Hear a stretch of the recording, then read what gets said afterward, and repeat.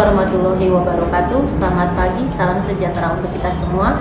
Perkenalkan, nama saya Siti Sahara. Saya dosen dari program studi Sarjana Terapan Manajemen Pelabuhan dan Logistik Maritim, Fakultas Teknik Universitas Negeri Jakarta. Pada kesempatan ini, saya akan menjabarkan salah satu mata kuliah yang saya ampuh, yaitu Operasi dan Perawatan Alat Berat dengan kode mata kuliah 15230053 dan bobot SKS 3 SKS. Video ini dibuat untuk memenuhi salah satu persyaratan sertifikasi dosen atau Serdos tahun 2023, yaitu pernyataan diri dosen dalam unjuk kerja Tridharma Perguruan Tinggi PDD UK TPT, khususnya pada bidang pengajaran. Mata kuliah ini merupakan mata kuliah wajib bagi mahasiswa semester 3 program studi Sarjana Terapan Manajemen Pelabuhan dan Logistik Maritim Fakultas Teknik Universitas Negeri Jakarta. Mata kuliah ini menjelaskan terkait salah satu faktor penunjang keberhasilan kegiatan bongkar muat, yaitu faktor alam. Di mana proses bongkar muat di pelabuhan tentu akan melibatkan banyak koordinasi yang baik dari semua pihak. Kelancaran proses ini juga tidak terlepas dari persediaan alat-alat bongkar muat yang memadai. Apalagi saat ini lebih banyak perusahaan yang nyaman menggunakan jasa kontainer ataupun peti kemas untuk mengemas barang yang dimuat saat proses distribusi. Pemindahan kontainer praktis tidak bisa dilakukan dengan tangan kosong, sehingga mau tidak mau harus ada alat bantu. Jenis alat bantu untuk proses bongkar muat di pelabuhan juga semakin beragam, yang tentunya semakin canggih sesuai dengan perkembangan zaman, sehingga keberadaannya dapat membantu memindahkan kontainer dalam jumlah dan ukuran berapapun dengan mudah. Maka daripada itu, capaian pembelajaran pada mata kuliah ini diharapkan adalah yang pertama, mahasiswa mampu memahami pengoperasian dan karakteristik alat berat pada kegiatan bongkar muat di pelabuhan. Yang kedua, mahasiswa mampu memahami proses perbaikan dan perawatan alat berat pada kegiatan bongkar muat di pelabuhan. Yang ketiga, mahasiswa mampu memahami faktor penyebab utama kerusakan pada alat berat pada kegiatan bongkar muat di pelabuhan.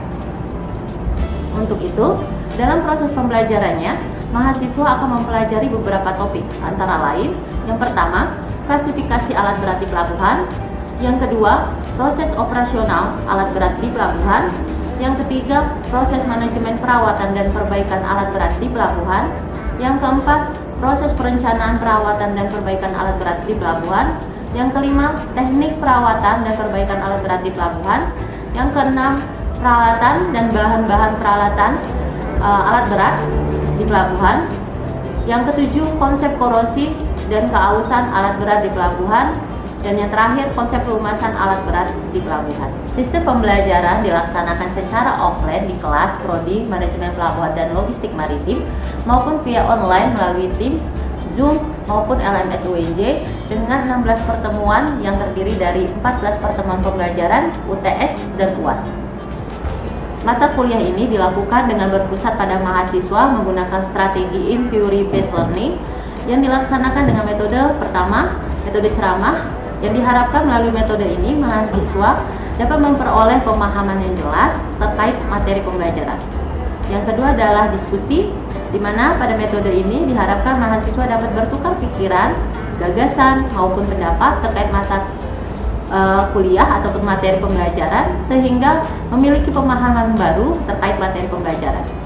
Yang ketiga adalah presentasi, di mana pada metode ini diharapkan mahasiswa dapat mengasah kemampuannya dalam menjabarkan pendapatnya terkait materi pembelajaran. Dan yang terakhir adalah case based learning, di mana pada metode ini mahasiswa diharapkan dapat mengasah kemampuan berpikir kritisnya melalui kasus-kasus yang diberikan terkait materi pembelajaran. Untuk referensi yang digunakan pada mata kuliah ini berupa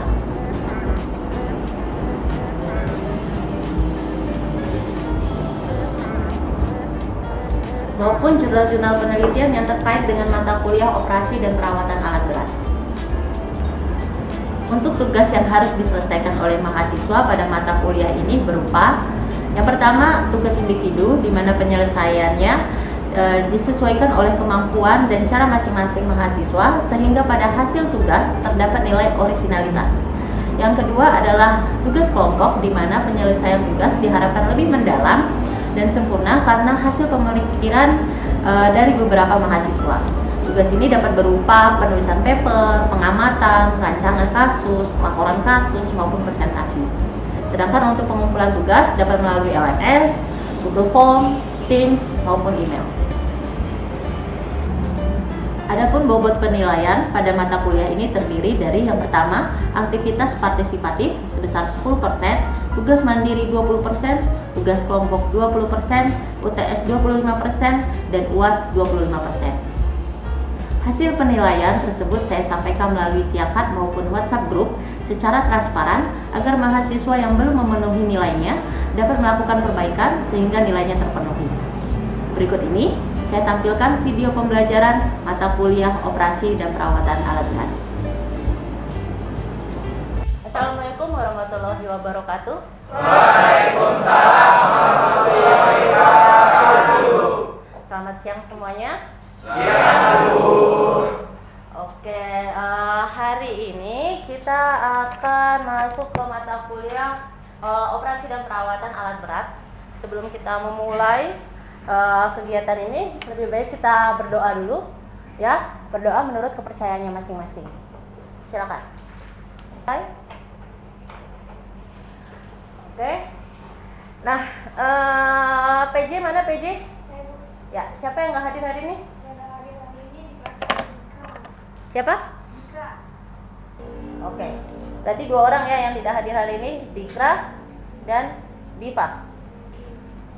Nah, kita lanjutkan. Kemarin kita sudah bahas terkait dengan manajemen perawatan dan perbaikan alat berat. Sebelum kita masuk ke pembahasan topik ini, proses perencanaan perawatan dan perbaikan alat, Ibu ingin flashback dulu ke materi kemarin terkait manajemen perencanaan dan perawatan dan perbaikan alat berat.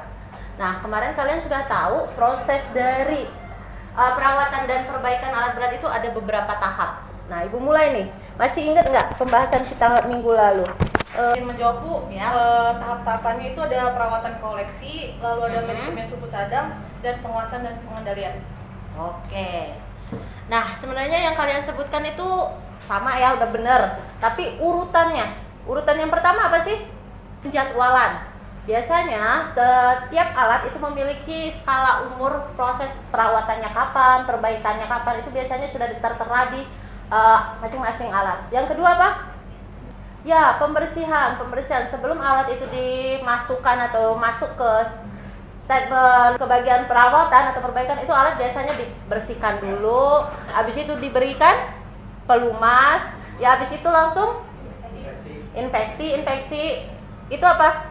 Cek kinerja biasanya, apakah kinerjanya sudah menurun, apakah masih tetap, ya. Lalu berikutnya apa lagi? Ya, pemeriksaan check up ke seluruh bagian dari alat berat tersebut. Yang berikutnya lagi? Perbaikan. Berdasarkan hasil tadi pemeriksaan secara keseluruhan, kita bisa tahu apa saja nih, bagian mana saja yang butuh perbaikan, ya. Atau misalnya dia hanya butuh misalnya ditambahkan olinya saja, ya. Atau misalnya harus diganti suku cadangnya. Berikutnya apa? Pencatatan biasanya terkait hasil dari perbaikan. Kenapa harus dicatat? Supaya menjadi riwayat perbaikan dari mesin tersebut, sehingga kita tahu nih onderdil apa sih atau spare part apa sih yang sudah diganti, yang sudah diperbaiki, sehingga kedepannya kita bisa tahu perbaikan kita itu memakan waktu berapa lama, ya. Ibu rasa kalian udah ingat ya tahapan-tahapan apa saja dalam proses perawatan dan perbaikan alat berat. Nah, sekarang kita masuk ke perencanaannya. Sekarang kita masuk ke pembahasan terkait perencanaan perawatan dan perbaikan alat berat. Nantinya kamu dapat mengukur durasi perencanaan perawatan dan perbaikan, mengukur umur komponen, mengukur prediksi harga, suku cadang, biaya, dan durasi bongkar muat, terus mengidentifikasi peralatan, kualifikasi tenaga kerjanya, dan merancang jadwal perawatan dan perbaikannya. Pokok bahasan kita hari ini yaitu terkait kondisi mesin, terus umur komponen, harga suku cadang, penentuan durasi perawatan dan perbaikan, perencanaan perawatan dan perbaikan alat beratnya, dan aktivitas perencanaannya. Jadi nanti kita buat bagaimana jadwal perencanaan itu sendiri. Oke, sekarang kondisi mesin. Kita bahas kondisi mesin. Kondisi mesin itu dilihat dari 4 faktor. Yang pertama adalah tingkatan beban kerja, lingkungan operasi kerja, tingkat perawatan kerja, dan yang terakhir adalah atau tidaknya kesalahan dalam pengoperasiannya. Sekarang Ibu tanya dulu nih, menurut kamu apa sih yang dimaksud dengan tingkatan beban kerja? Jihan? Ya, silakan.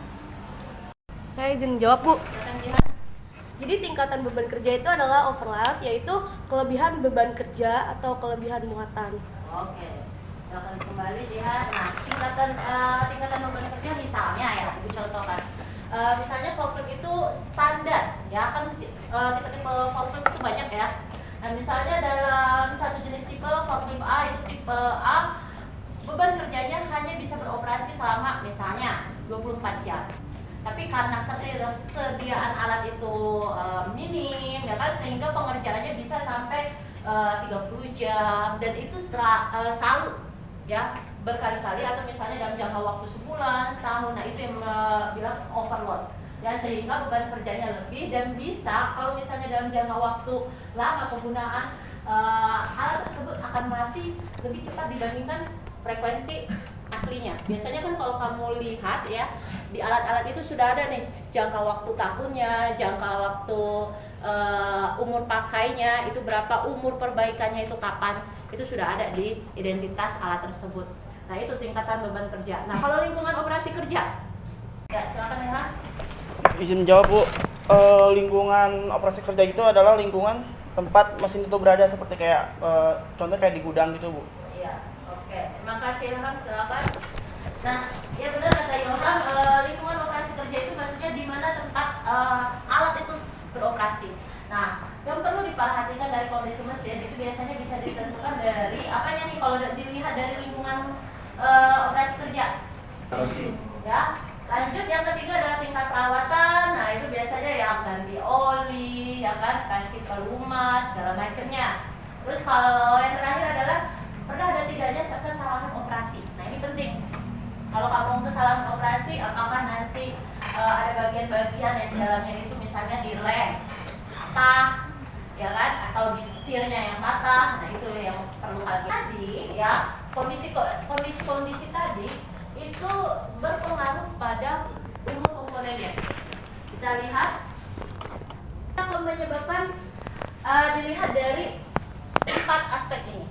Yang pertama adalah penyusutan fisik. Penyusutan fisik itu biasanya tadi dilihat apakah dia sudah berkarat, ya kan, udah misalnya bannya sudah gundul, atau misalnya rantainya sudah haus. Nah, itu bisa. Terus penyusutan fungsional. Penyusutan fungsional ini di sini maksudnya apa? Ada yang tahu? Ada? Ya. Ibu, saya izin menjawab mengenai penyusutan fungsional itu merupakan keterbaruan fungsi. Ya. Penurunan fungsi. Ya, penyusutan kan ya? Penurunan fungsi. Yang tadinya misalnya kinerjanya dia udah bisa ngangkut 30 box. Sekarang cuman 20 box. Atau yang tadinya pada saat alat itu muncul ya, atau datang ke perusahaan, itu masih alat terbaru, teknologi terbaru. Tapi 10 tahun itu teknologinya sudah lama. Sekarang semuanya yang tadinya manual, pengoperasian alatnya, terus misalnya saja kren, sekarang udah digitalisasi dengan banyak sekali fitur-fitur baru yang mempermudah kegiatan kren tersebut. Nah, biasanya setiap alat memiliki buku petunjuk teknis, kapan perawatannya, perawatan ringannya, perawatan panjangnya. Hampir sama kalau kalian beli motor, pasti kan ada buku servisnya, kapan ganti olinya, ya kan? Nah, berikutnya. Nah, di sini cara kita menafsirkan harga suku cadang biasanya ada 3 hal yang perlu diperhatikan, yaitu harga relatif, harga tahun lalu, ya, dan inflasinya pada tahun tersebut. Ya. Sama kalau misalnya kamu beli mobil, pasti kan harganya turun ya. Nah, inflasinya kamu bisa cari tahu berapa inflasi setiap kendaraan itu biasanya beda-beda, ya. Berapa persen pada tahun itu, ya. Nah kalau misalnya ini apa? Tahu alat apa? Forklift. Nah, misalnya forklift, inflasinya berapa nih? Misalnya 4% per tahunnya, ya. Terus harga tahun lalunya, misalnya blok silindernya, nama komponennya ya, dilihat per komponennya karena kita perbaikan, hanya 8 juta, ya, 8 juta. Nah harga relatif itu apa sih? Harga relatif adalah harga fungsi dari atau harga tingkat bagian atau spare part masing-masing. Misalnya, blok silindernya itu sudah parah apa belum? Bandingkan dengan poros engkolnya, bandingkan dengan batang pistolnya, bandingkan dengan pistolnya, ring pistolnya, mana yang menjadi urgensi kamu dalam melakukan perbaikan. Ya, jadi untuk menentukan prediksi harganya tinggal kamu kalikan saja harga tahun ini tadi misalnya blok silindernya harganya 8 juta. Ya inflasinya 4 juta, berarti dikalikan saja 8 juta dikali 4% ya. Inflasi harganya 8 juta. Ya kan? Nah, terus inflasinya per tahun itu adalah 4%. Nah, tinggal kamu kalikan saja 8 juta kali 4% berapa? Berapa? 320. Berarti tinggal ditambahkan saja 8 juta 320. Gitu. Nah, harga relatif yaitu untuk mengukur kepentingan bagian mana yang harus diperbaiki atau direparasi terlebih dahulu dibandingkan komponen-komponen lainnya. Oke, sampai sini ada yang mau ditanyakan? Belum. Next. Oke, berarti udah paham ya sampai sini? Nah, ini adalah hal-hal yang perlu diperhatikan juga dalam harga suku cadang. Kenapa? Ditarik suatu bengkel biasanya kalau alat itu kan, ya perusahaan dia udah punya jasa sendiri atau misalnya dia kerjasama alat itu tidak lepas dari ownernya ya. Biasanya dia punya perusahaan sendiri yang pelayanan servisnya berapa sih? Ya, udah ada di situ. Terus mekaniknya, kepala bengkelnya. Kepala bengkel biasanya berkaitan dengan proses perencanaan dan perawatan nantinya. Ya. Jadi semua aspek ini, 4 aspek ini juga turut andil dalam menentukan harga suku cadang itu sendiri. Contohnya saja kalau misalnya kamu perbaikan apa ya yang lebih besar ya, ganti aki motor sama ganti stang motor. Pernah ada yang nyoba ganti stang motor? Stang motor? Pernah ada yang nyoba? Biayanya lebih mahal mana? Aki motor atau stang motor? Nah, ya, kenapa? Kalau aki tuh gantinya cepat, ya kan? Dia hanya ngambil bagian bawah, ya kan? Kalau misalnya stang, dia harus bongkar secara keseluruhan bagian depan, bagian roda, rem, ya, secara keseluruhannya itu pasti dibongkar semua. Jadi biaya perbaikannya itu dari pelayanan dari servis itu mempengaruhi tingkat harga suku cadangnya. Nah, ini penentuan durasi dari perawatan dan perbaikan alat itu adalah awal, akhir, dan lama waktu pengerjaan. Ya, mau diawali tanggal berapa? Ya, deadline tanggalnya tanggal berapa?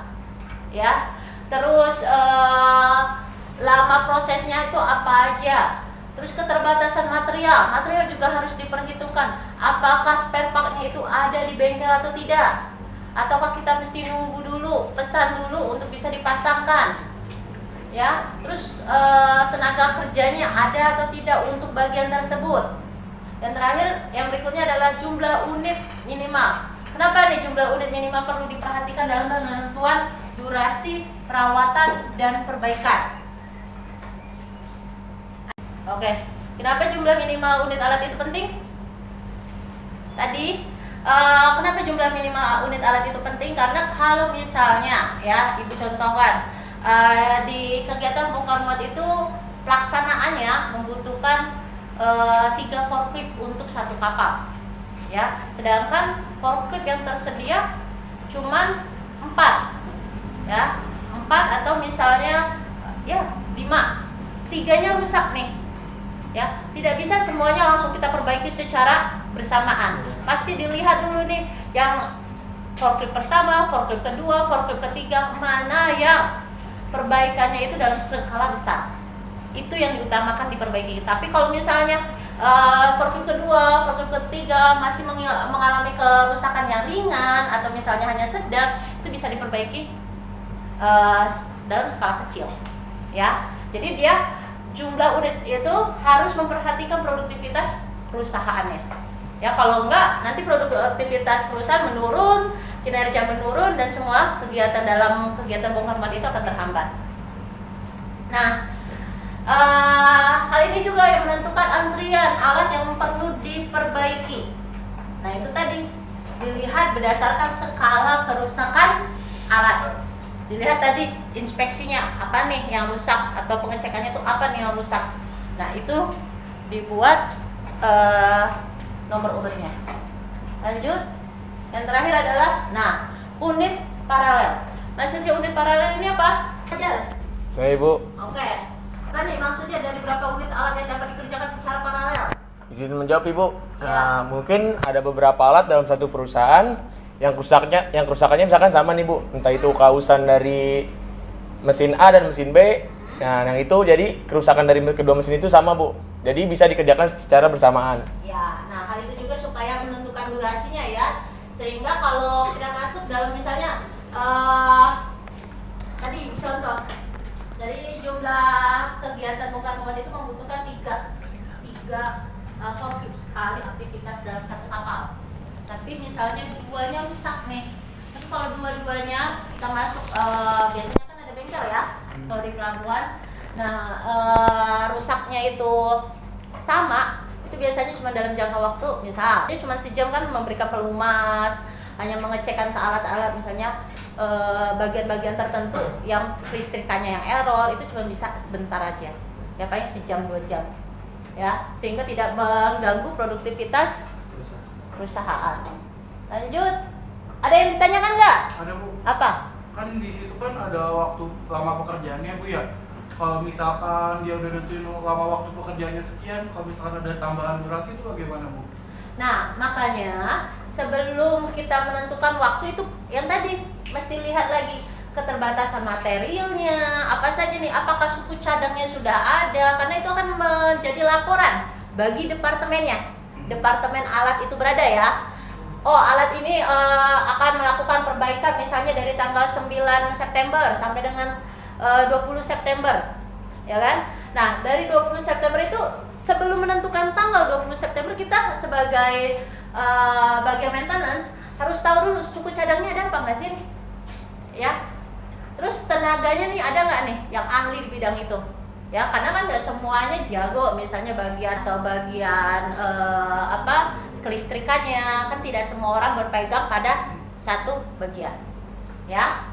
Kita lanjut, oke. Nah, berikutnya hal-hal yang perlu kamu perhatikan lagi adalah ini 4 tahapan ini. Yang pertama adalah pengumpulan semua masalah. Tadi di tahapan apa? Di tahap apa nih? Yang pertama, pengumpulan semua masalah perawatan yang akan diselesaikan.